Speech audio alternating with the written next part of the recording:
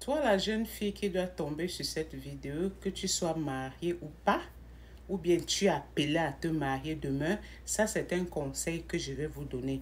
Ne mangez pas l'argent ou ne faites pas les hommes dépenser sur vous et demain commencer à avoir la grosse tête ou bien écoutez les conseils de vos familles parce que parfois vos familles sont les causes de vos problèmes. Donc ça c'est l'histoire d'une jeune dame qui s'est mariée très jeune, bien sûr. Son mari s'est déployé et il a payé les études. Elle est allée vraiment loin avec les études parce que ce qu'il n'avait pas pu faire, il s'est dit, mon épouse, ma femme que j'aime bien, va le faire pour moi. Donc, il a payé les études chères à cette dernière. Elle est allée loin, elle a eu ses diplômes, elle a eu son concours de douane, elle a passé, elle a travaillé, elle a trouvé un bon boulot qui la rapportait. Mais jeune de son âge, elle avait entre 23 ans et 24 ans, elle touchait déjà beaucoup d'argent. Qu'est-ce qui s'est passé? La fille a commencé à avoir la grosse tête, elle se prenait pour madame pas n'importe qui, ou son mari ne pouvait plus lui parler n'importe comment, elle commençait à dénigrer son mari et tout ceci grâce aux conseils que lui donnaient ses aînés. Ses aînés lui disaient, il ne te mérite pas vraiment, il n'est plus à ton niveau, il n'est plus si. Oui, bien sûr. Parfois dans la vie, vos propres familles vous induisent en erreur.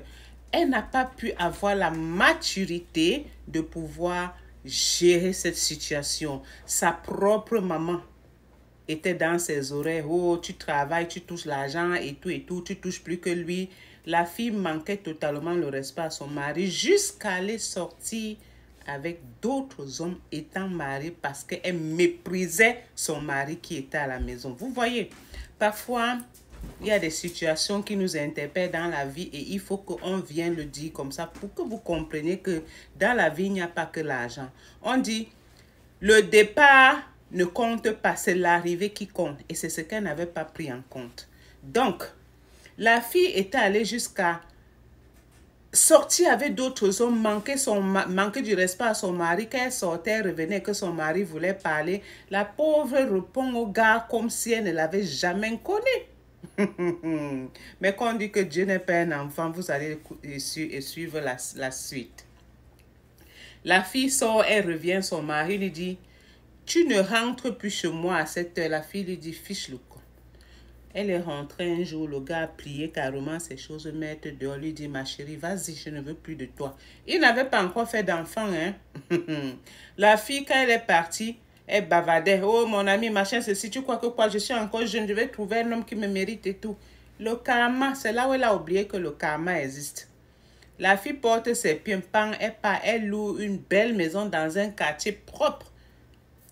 Oui, elle a sa belle maison. Elle a laissé le feignant là-bas quelque part. Dès qu'elle arrive là-bas, elle se rend compte qu'elle est donc enceinte. Elle dit, bon, je suis capable de prendre soin de mon enfant. Elle garde cet enfant. Elle accouche l'enfant. Sa vie donne, elle continue à faire la vie. Mais non seulement, elle avait oublié qu'elle ne pouvait plus trouver un mari pour elle. Elle croyait qu'elle avait déjà tout gagné. Elle n'a plus jamais trouvé un homme pour l'épouser. Elle est restée comme ça. La bonne nouvelle, c'est que quoi? Son mari a pu trouver du boulot. Grâce à un ami qu'on a nommé ministre, son ami l'a donc décidé de l'aider jusqu'à ce qu'il a trouvé aussi un bon boulot qui touchait presque 2 millions par mois. Vous voyez la vie. Les choses ont changé de face. Le monsieur a commencé à avoir une belle vie, tout. 2 millions n'est pas 200 000, vous comprenez? La vie du monsieur a vraiment changé. La fille, maintenant, voyant cela, revient en pleurs. Pardon, excuse-moi, ma famille qui m'a trompé. Ta famille t'a trompé, mais tu étais tellement zélé.